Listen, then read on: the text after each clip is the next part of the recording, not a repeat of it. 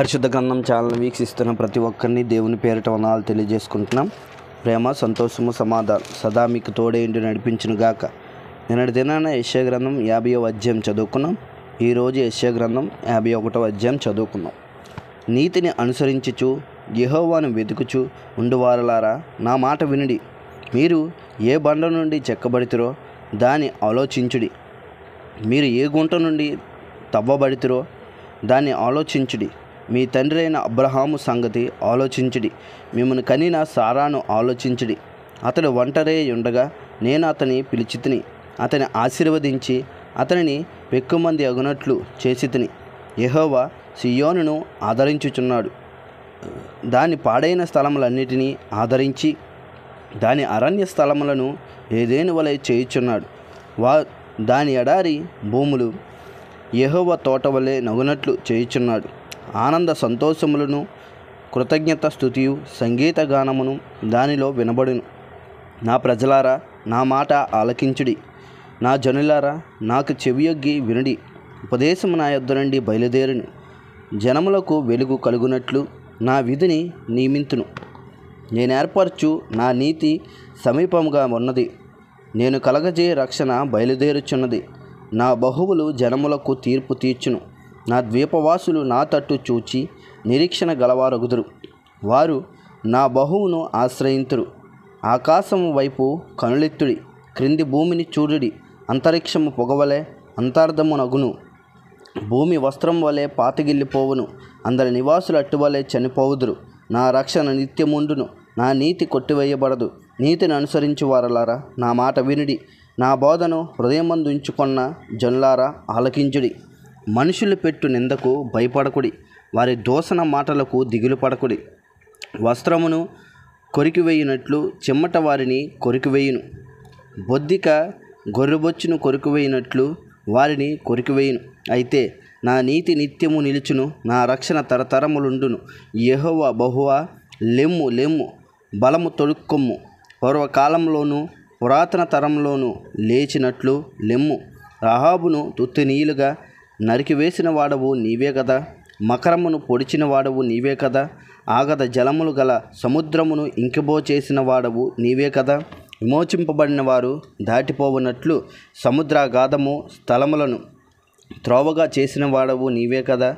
యెహోవా విమోచించిన వారు సంగీత నాదముతో సియోనునకు తిరిగి వచ్చెదరు. నిత్య సంతోషము వారి తలల మీద ఉండును. వారు సంతోషానందము గలవారగుదురు. దుఃఖమును నిట్టూర్పును తొలగిపోవును. నేనే మిమ్మును ఓదార్చువాడను. చనిపోవు నరునికి, తృణమాత్రముడగు నరునికి ఎందుకు భయపడదువు? బాధపెట్టువాడు నాశనము చేయుటకు సిద్ధపడినప్పుడు వాని క్రోధమును బట్టి నిత్యము భయపడుచు ఆకాశములను వ్యాపింపజేసి భూమి పునాదులు వేసిన యెహోవాను, నీ సృష్టికర్త అయిన యెహోవాను మరచుదువా? బాధపెట్టు వాని క్రోధము ఏమాయను? కృంగబడిన వాడు త్వరగా విడుదల పొందును. అతడు గోతిలోనికి పోడు, చనిపోడు. అతనికి ఆహారము తప్పదు. నేను నీ దేవుడైన యెహోవాను. సముద్రం యొక్క కెరటములు ఘోషించినట్లు దాన్ని రేపువాడను నేనే. సైన్యములకు అధిపతియగు యెహోవా అని ఆయనకు పేరు. నేను ఆకాశములను స్థాపించినట్లు భూమి పునాదులను వేయినట్లు నా జనము నీవే అని సియోనుతో చెప్పునట్లు నా నోటి నా మాటలను ఉంచి నా చేతి నీడలో నిన్ను కప్పియున్నాను. యెరూషలేమా, లెమ్ము లెమ్ము. యెహోవా క్రోధ పాత్రను ఆయన చేతి నుండి పుచ్చుకొని త్రాగిన దాన, తూలిపడజేయు పాత్రలోని దంతటిని తాగిన దాన నిలువుము. ఆమె కనిన కుమారులందరిలో ఆమెకు దారి చూపగలవాడెవడనూ లేకపోయెను. ఆమె పెంచిన కుమారులందరిలో ఆమెను చెయ్యి పట్టుకున్నవాడెవడనూ లేకపోయెను. ఈ రెండు అపాయములు నీకు సంభవించెను. నిన్ను ఓదార్చగలవాడెక్కడ ఉన్నాడు? పాడు, నాశనము, కరువు, ఖడ్గము నీకు ప్రాప్తించెను. నేను నిన్నెట్లా ఓదార్చుదును? నీ కుమారులు మోర్చిల్లి ఉన్నారు. దుప్పి వలలో చిక్కబడినట్లు వీధులన్నిటి చివరలో వారు పడి ఉన్నారు.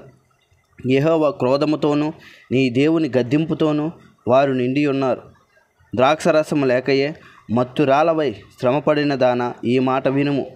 ఈ ప్రభువగు యెహోవా తన జనుల నిమిత్తము వ్యాజ్యమాడు నీ దేవుడు ఇలాగ సెలవిచ్చుచున్నాడు. ఇదిగో, తూలిపడజేయు పాత్రను, నా క్రోధ పాత్రను నీ చేతిలో నుండి తీసివేయును. నీవికను దానిలోనిది త్రాగవు. నిన్ను బాధపరచు వారి చేతిలో దాన్ని పెట్టెదను. మేము దాటిపోవునట్లు క్రిందికి వంగి సాగిలపడమని వారు నీతో చెప్పగా, నీవు నీ వీపును దాటువారికి దారిగా చేసి నేలకు దానిని వంచితివి కదా, వారికి ఆ పాత్రను త్రాగనిచ్చేదను. ఇంతటితో యెషయా గ్రంథం 51వ అధ్యాయం పూర్తయింది. రేపటి దినాన యెషయా గ్రంథం 52వ అధ్యాయం చదువుకుందాం. ప్రేమ, సంతోషము, సమాధానం సదా మీకు తోడే ఉండి నడిపించునుగాక. ఆమెన్.